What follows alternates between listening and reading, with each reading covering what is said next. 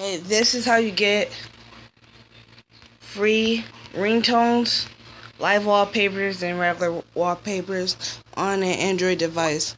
First, you go to the Play Store. You'll go to the search bar.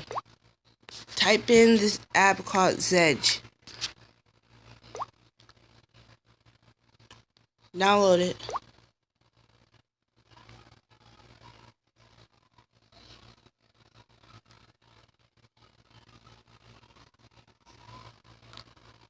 That way while it loads. And when it opens, we'll give you options of wallpapers, live wallpapers, ringtone, notification, games, and icon beta. So these little things, little nice things, a nice app to have on your phone, especially when you need new wallpapers and things like that.